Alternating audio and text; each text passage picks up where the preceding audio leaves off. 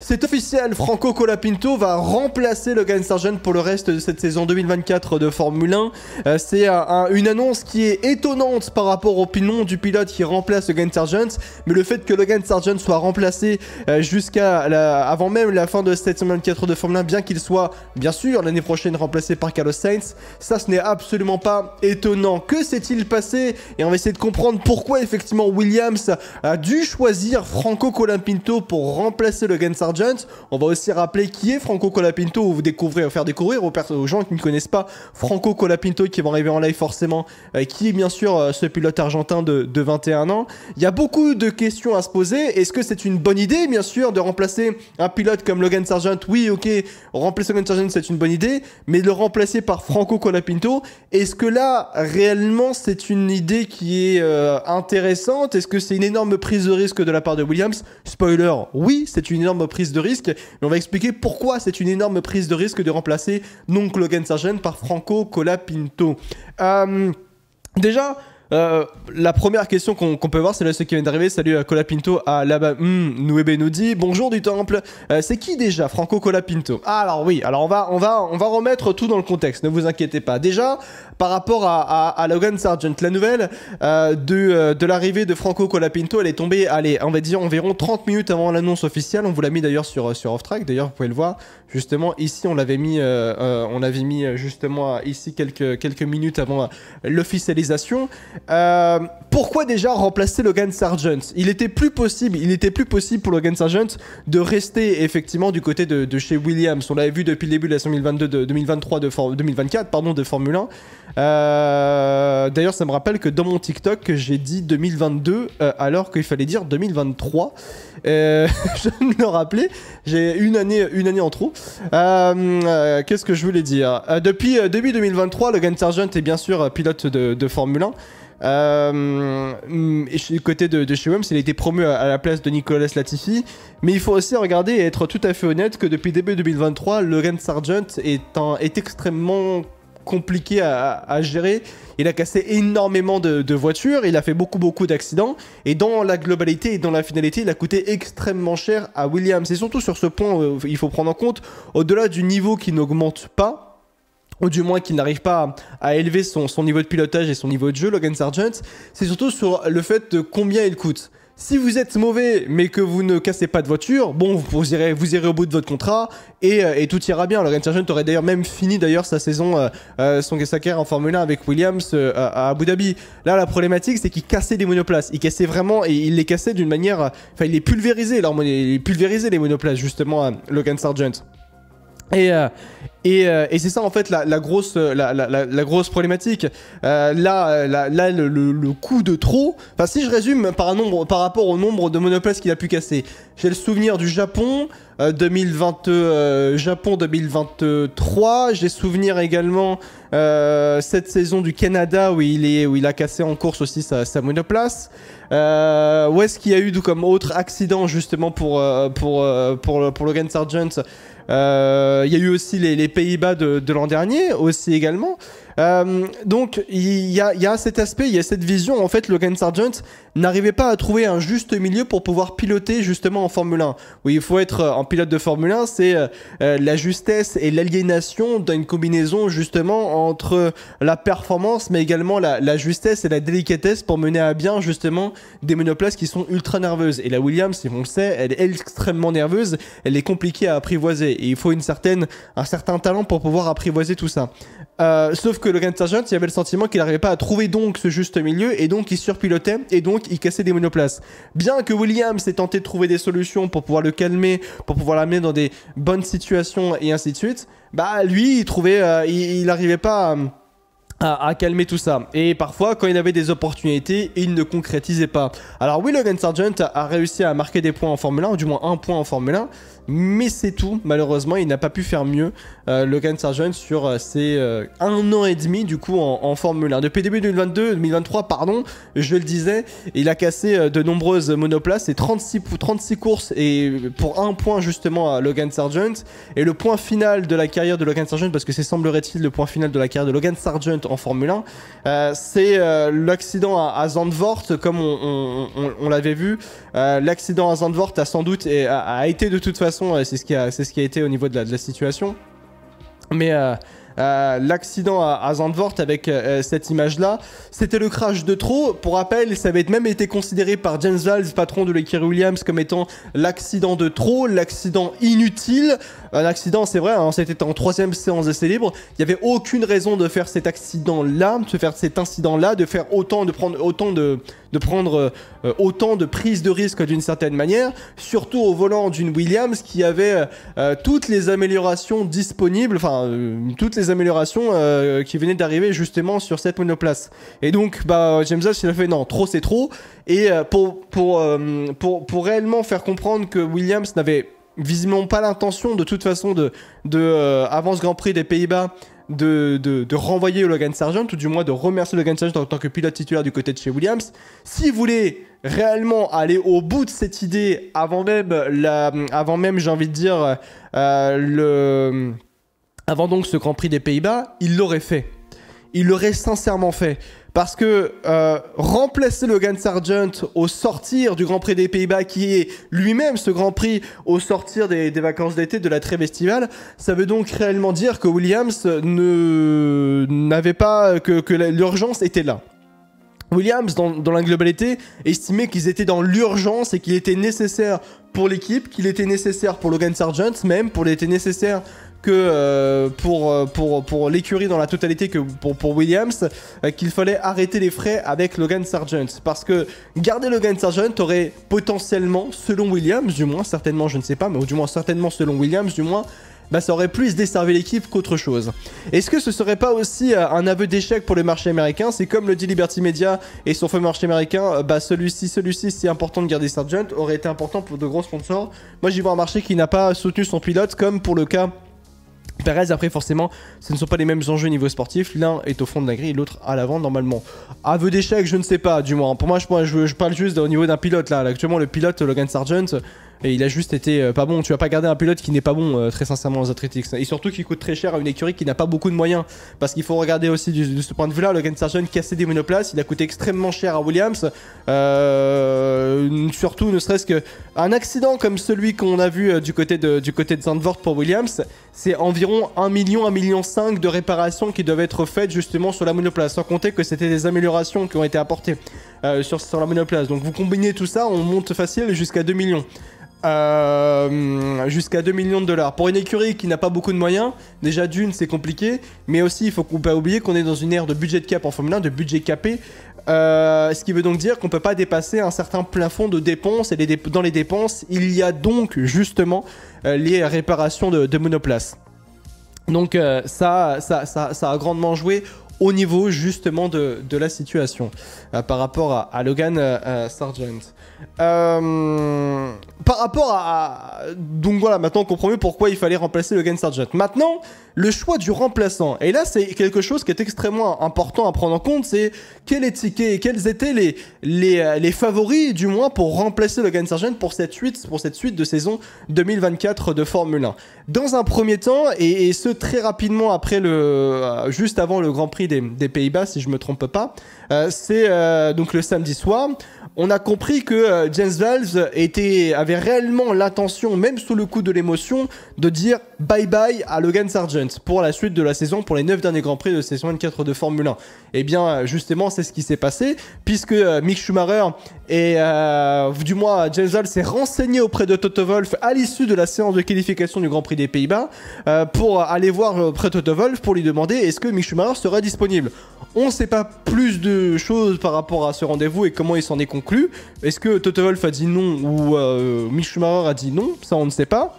Mais il s'est également aussi renseigné auprès de Red Bull, puisqu'il a discuté également avec Liam Lawson, justement, James Valls, le patron de l'écurie Williams. Sauf qu'il y avait plusieurs problématiques par rapport à ces deux pilotes. La première, justement, parlant de Liam Lawson, la problématique de Liam Lawson, justement, c'était que c'est un pilote, oui, qui a fort talent, et Red Bull était partant pour laisser Liam Lawson filer du côté de chez Williams. Sauf que la problématique par rapport à Liam Lawson, c'est ce que Red Bull a dit, et même ouvertement dans les médias.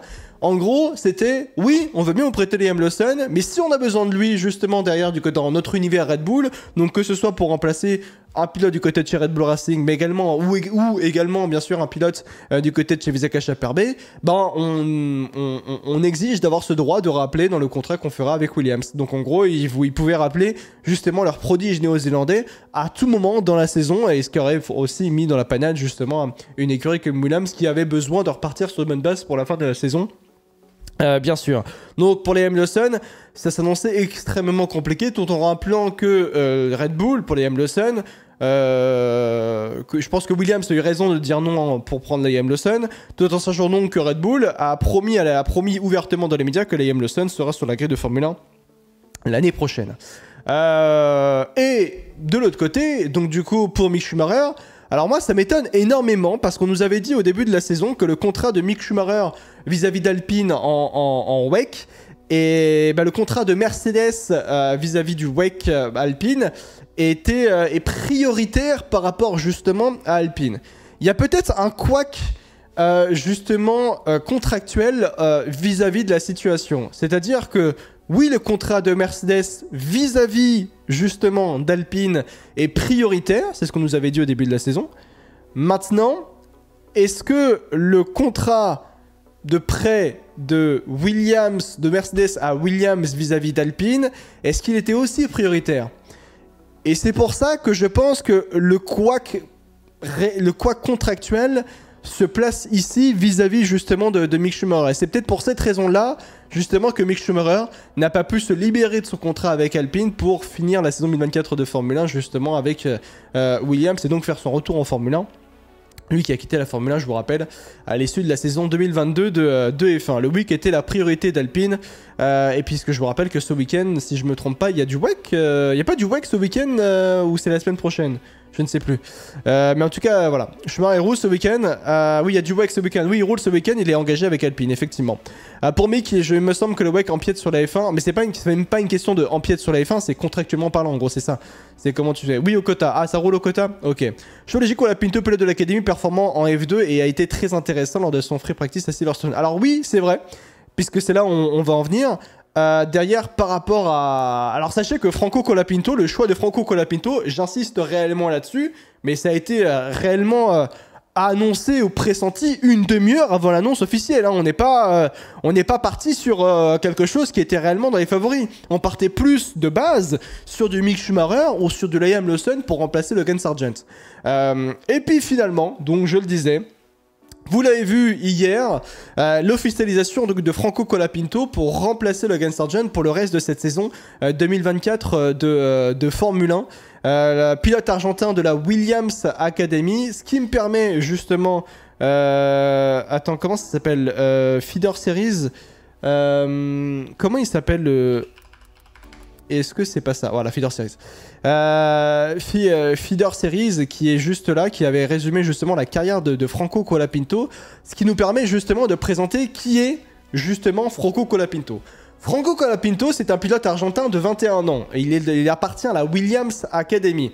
Notamment, il y a quelques années, pour vous dire aussi également, sa carrière est gérée par justement la société de Fernando Alonso. Oui, c'est quelque chose d'assez impressionnant et il est bon de le rappeler. Franco Colapinto va piloter en Formule 1, ou du moins en combattant d'une certaine manière, avec justement celui qui gère sa carrière en Formule 1, à savoir Fernando Alonso.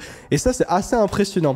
Colapinto, pilote argentin, né le 27 mai 2023, champion d'Espagne de F4 en 2019. Il est membre de la Williams Academy depuis 2023 et pilote de F2 en 2024 chez MP Motorsports et faisait une FP1 à Silverstone. J'ai parlé avec Febro hier et avec un mécano de chez MP et ça a été pris comme un bonus pour sa carrière en sport en plus, puis une future carrière en Formule 1. Alors, on va aussi parler de son futur en Formule 1 aussi également à Colapinto.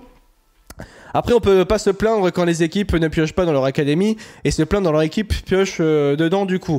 Du coup, c'est O'Sullivan qui devient 3ème pilote. Alors sachez que du côté de chez Williams, il n'y a pas de 3ème pilote attitré. Hein. Il n'y en a même pas eu depuis le début de la saison d'ailleurs. Hein, donc c'est un truc qui avait été plutôt intéressant. C'est constant, mais on n'est pas sur un crack générationnel. Alors, on n'est pas sur un crack générationnel. Je suis assez d'accord avec toi, Marlo. Pour résumer justement sa carrière en sport automobile à Franco Colapinto, 2018 en F4, il a été, pour sa première saison de F4, 9ème. Il a été ensuite champion l'année suivante en F4 Espagne, donc en en 2019. 2020, il est troisième de la Toyota Racing Series. En Eurocup, il termine troisième. La saison suivante, il termine sixième. Il a fait de l'ELMS. C'était en 2021. Bah, du coup, je l'ai vu piloter en 2021, je crois. Bah oui, je l'ai vu piloter puisque j'étais en ELMS. J'ai vu les 4 heures de Portimao en 2021, du coup à Portimao. 2 années en F3 qui n'ont pas été un franc succès puisqu'il n'a pas été champion. LMS, c'est l'European Le Mans Series, c'est de l'endurance, c'est le championnat d'Europe d'endurance en gros. 2022-2023, 2 saisons de F3, 9e et 4e. Et enfin, après 10 étapes du championnat de F2, il est actuellement à 6ème. Il s'est imposé, il me semble, cette saison également en F2 en course. Mais 6ème seulement, ce n'est pas exceptionnel. Et il y a beaucoup de personnes, dont moi, qui peuvent estimer justement, quand tu vois la carrière en monoplace de Franco Colapinto, est-ce que c'est pas une promotion prématurée justement pour Franco Colapinto? Et quand tu regardes et que tu te bases uniquement, allez on va dire ça ainsi, sur les statistiques de Franco Colapinto, oui, il y a quand même de quoi se dire que c'est extrêmement prématuré. J'insiste sur un point, pourquoi je dis prématuré? Parce que 21 ans, il va quand même bien sûr démarrer sa carrière en tant que pilote titulaire, il faut le dire en Formule 1 sur les 9 derniers Grands Prix, mais il va commencer par l'Italie. Mais après l'Italie, il va y avoir des tracés comme Bakou, comme également Singapour, qui est un défi physique absolument impressionnant. Et vous aurez également, bien sûr, le Qatar. Las Vegas aussi, qui est un Grand Prix qui sera difficile, bien sûr.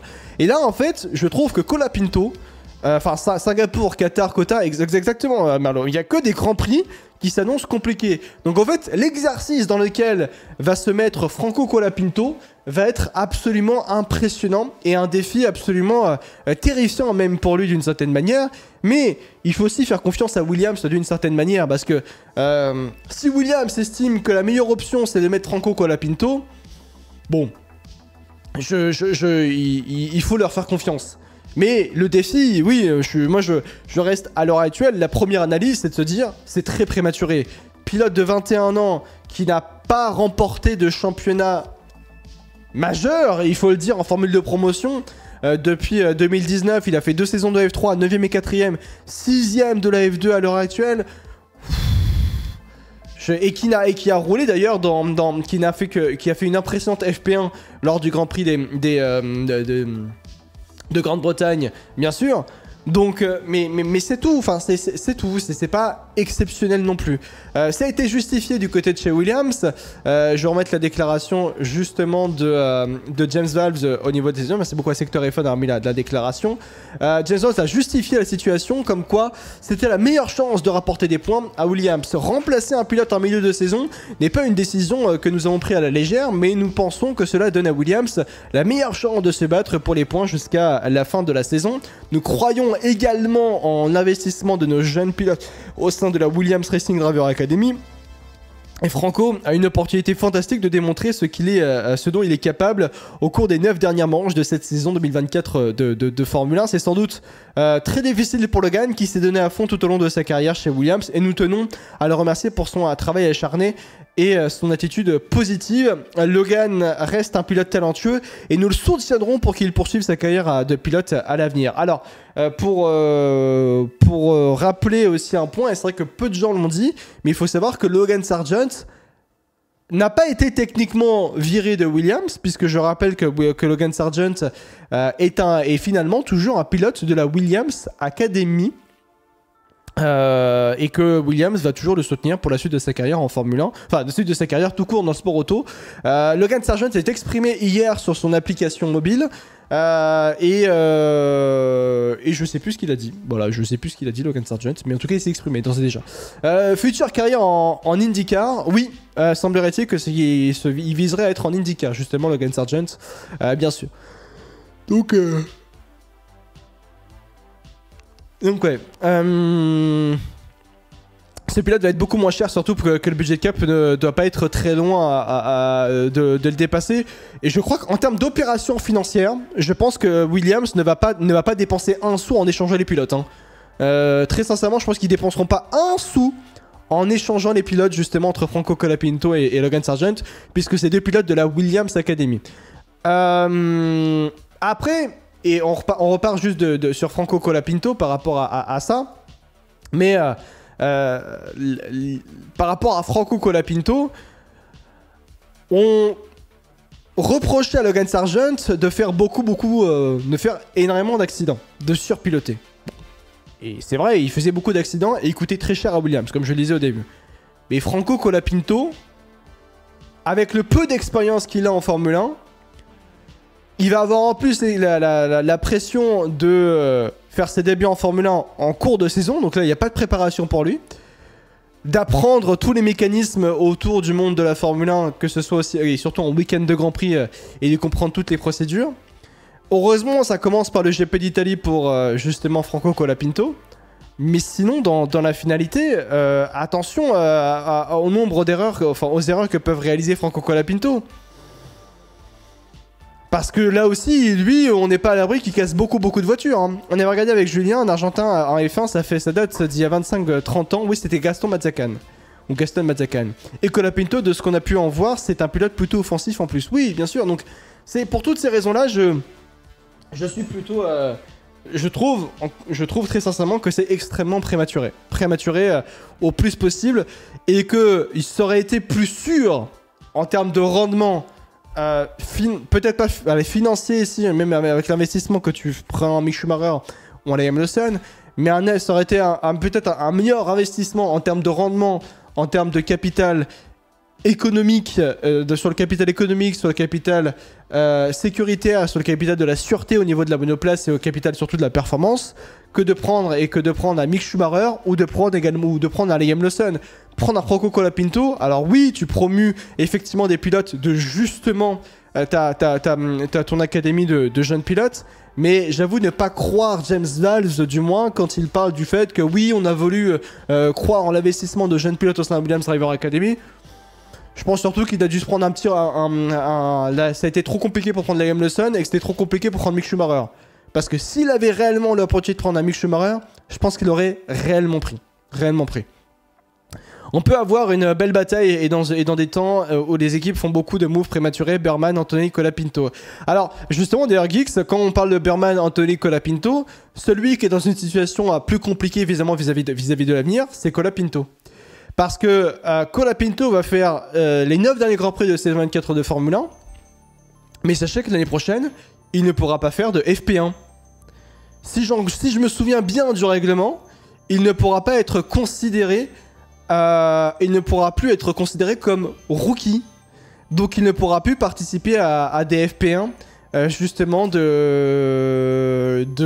avec Williams la saison prochaine. Donc c'est 2 grands prix pour être rookie, il va en faire 9, c'est terminé. Donc la problématique pour Franco Colapinto, c'est quelle va être sa situation vis-à-vis de l'avenir avec Williams, comment tu vas gérer ça, quel va être réellement son avenir en Formule 1. Et puis, surtout, Franco Colapinto peut aussi espérer quelque chose de plus grand. Parce que là, il est peut-être en train de passer un impressionnant entretien d'embauche avec ses 9 derniers Grands Prix. Pourquoi je parle d'entretien d'embauche?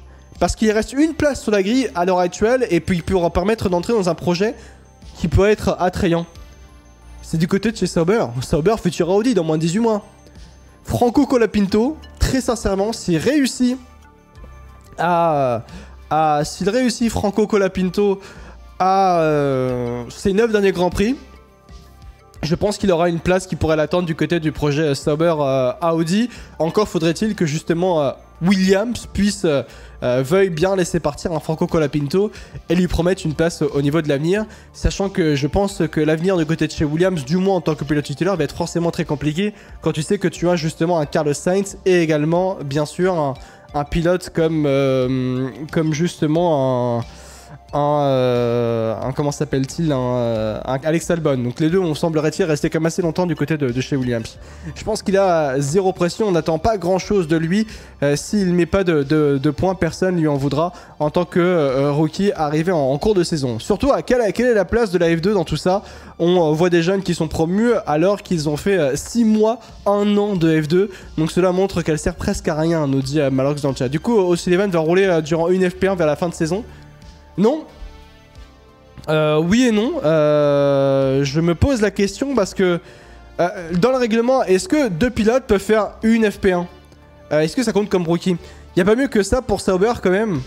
Bah écoute, on va attendre de voir ce que fait Colapinto, mais si tu parles de y a pas mieux que ça, regardez aujourd'hui quels sont les prétendants pour le baquet, enfin les pilotes qui regardent Sauber pour l'année prochaine, c'est du Schwarzman, Bortoleto, Ricardo Bottas. Et pour Cher, il joue au curling, semblerait-il, pour eux. Après, côté Williams, faire 9 Grands Prix peut lui faire une bonne expérience en tant que futur 3ème pilote. Et est-ce que s'il fait 9 Grands Prix, il peut retourner en F2 l'an prochain? Alors oui, il aura le droit de retourner en F2 l'année prochaine. Il n'y a pas de... je te prends l'exemple de Roberto Merhi. Roberto Merhi, qui était en Formule 1 il y a 8 ans, chez Manor, Marussia Manor. Il a roulé en F2, je crois, la saison dernière ou il y a 2 ans. Est-ce qu'on doit obliger la F1 de mettre les vainqueurs de F2 sur la grille suivante comme F3 en F2 et F1 Academy en F3? Alors non, parce que... parce qu'en fait, non, parce que... va obliger contractuellement des écuries à prendre un pilote comme... comme justement un pilote de F2. Il y a des pilotes de F2 qui sont devenus champions mais qui n'étaient pas... qui ont été champions dans des conditions... parce que le niveau du field était très mauvais, hein. Drugovich, hein.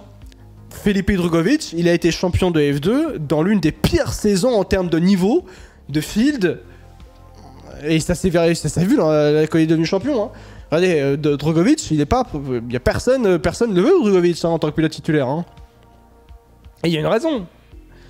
Je pense que le baquet de F2 en remplacement de Colapinto sera Luke Browning selon moi. Je me suis pas penché sur cette question, pour être honnête. On peut dire que s'ils ont une belle profondeur de banc. Donc exactement.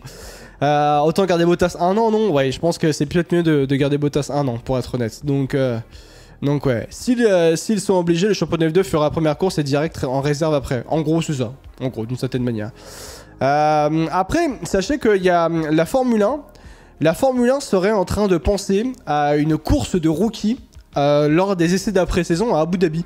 C'est-à-dire qu'en gros, il y aurait une course de Formule 1 qui serait faite comme un Grand Prix de F1 avec des qualifications et également une course donc qui serait réalisée avec seulement des rookies, seulement des jeunes pilotes à l'issue de la saison 2024 de Formule 1 et lors des essais d'après-saison. C'est plutôt intéressant. Mais en vrai, Drugo pour Williams, ça aurait pas été déconnant. Vraiment, je suis pas fan du niveau de Drugovich, pour être honnête. Une rumeur de course sprint aussi de Rocky aussi, non? Bah c'est une rumeur de course sprint en gros, oui c'est ça. Jouer un championnat de rookie pendant l'intersaison, comme le F1 2013, le jeu, non? Mais il y avait pas ça, je crois, oui, dans le F1 2013, mais il me semble. Je me souviens je crois qu'il y avait des... Oui, il me semble que tu faisais les essais d'après-saison et tu roulais avec des pilotes... qui étaient en après-saison, à la fin 2012, ouais. Une vraie F2 quoi. Mais je crois que... Je me regardais mais je crois que c'est... Si je me trompe pas... Bah alors motorsports.com. Voilà c'est ça. Sprint Race Plane. Ouais voilà c'est ça. Je vais mettre en français. Bougez pas. Voilà. Une course sprint réservée aux rookies. En gros pour la fin de saison. Et ça c'est plutôt intéressant. Quand tu vas avoir des... Je prie pour qu'elle soit diffusée. Parce que là, je vous jure qu'on va avoir des pilotes. Parce qu'il y a des pilotes en formule de promotion. Mon Dieu, qu'est-ce qu'ils sont... Enfin, ils sont tellement offensifs. Il y a un manque de discernement et un manque de lucidité. Que quand on va arriver sur ce genre de situation, mon Dieu, on va avoir du carnage. Hein. Et il y a des voitures qui vont bien casser, je pense. Hein. Je trouve que c'est une mauvaise idée. Tu vois vraiment des pilotes à la Clément Novalak avec une F1 entre les mains. Bah, après, Clément Novalak n'est même pas soutenu par une écurie de Formule 1.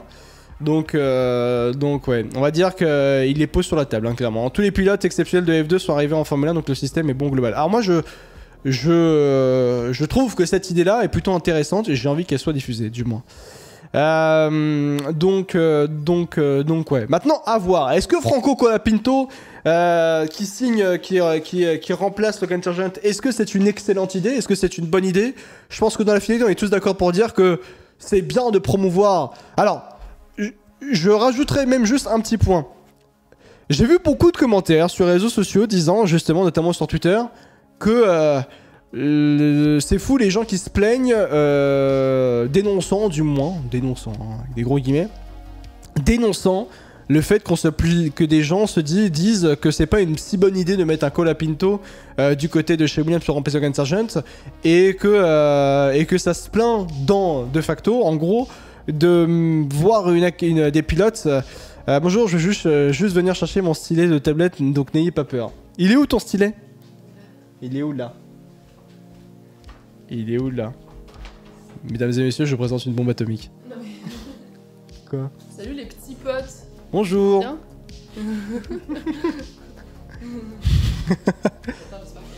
T'as stylet là? Hop. Bon, Sergent, Il se fait virer. Ouais, America! Qu'est-ce que je voulais dire? Il y en a qui disaient, du coup, pour rebondir sur ce que je disais, en gros, il y a certaines personnes sur les réseaux sociaux. Ah, mais c'était la TikTokeuse? Oui, c'était une TikTokeuse. Toujours aussi concon, toujours, il faut le rester. En fait, il y en a beaucoup sur les réseaux sociaux qui dénoncent, du moins, le soi-disant fait que des gens se plaignent ou ne soient pas aussi contents de voir un Colapinto remplacer Logan Sargent parce que c'est une énorme prise de risque de la part de Williams et que de facto, ils se plaigneraient, ces personnes-là, également de voir une écurie promouvoir des pilotes de leur propre académie. Alors, je trouve que pour répondre à ça, moi je ne me plains pas de voir une écurie promouvoir ses pilotes de leur académie, mais il faut juste regarder les palmarès avant de parler. C'est les mêmes personnes, c'est ceux qui disent ça justement, et ils disent aussi également, c'est les mêmes personnes qui se plaignent que Sauber ne mette pas de promotion à Théo Pourchaire pour être en Formule 1. Alors c'est faux. Si les gens comparent Colapinto à Théo Pourchaire, faut se calmer. En termes de palmarès, en formule de promotion et en feeder series pour justement Théo Pourchaire et Colapinto, c'est pas du tout le même palmarès. On a un Théo Pourchaire qui est vice-champion de F3, qui s'est battu au coude à coude durant toute la saison avec Oscar Piastri, qui a gagné, je crois si je me trompe pas, la F4 allemande. Aussi également Théo Pourchaire, qui a de multiples victoires aussi en karting. En F2, il est champion à l'âge de 20 ans, Théo Pourchaire, avec également une saison de vice-champion de F2, si je me trompe pas pour Théo. Bon, c'est bon, il est champion à l'âge de 20 ans, comme l'était justement Charles Leclerc, et comme l'était justement George Russell. Alors non, comparer Théo Pourchaire et Franco Colapinto dans les cas, c'est totalement différent. Ce que fait Sauber justement par rapport à Théo Pourchaire, c'est une aberration. Sur le fait de autant gâcher un talent comme Théo Pourchaire. Et la situation, elle est là et elle est réelle. Pour un pilote qui montre un rendement absolument impressionnant. Pour Franco Colapinto, c'est prématuré par rapport à ce qu'il a pu produire en Feeder Series et ce qu'il a pu produire aussi également récemment. Est-ce que Colapinto continuera à F2 en 2025? Normalement, oui, d'ailleurs.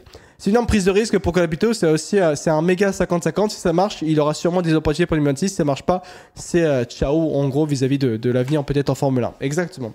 Maintenant, voilà, par rapport à Colapinto. Est-ce que c'est une bonne idée de voir Colapinto être promu à la place de justement Logan Sargent? C'est toujours la grande question et on comprendra, on aura un début de réponse bien sûr ce week-end du côté de Monza. Bien sûr, Colapinto n'a pas la même équipe et voiture que Pourchaire non plus, aussi également. Bien sûr. À voir comment les choses vont évoluer entre Colapinto et Williams, mais en tout cas la situation elle est là.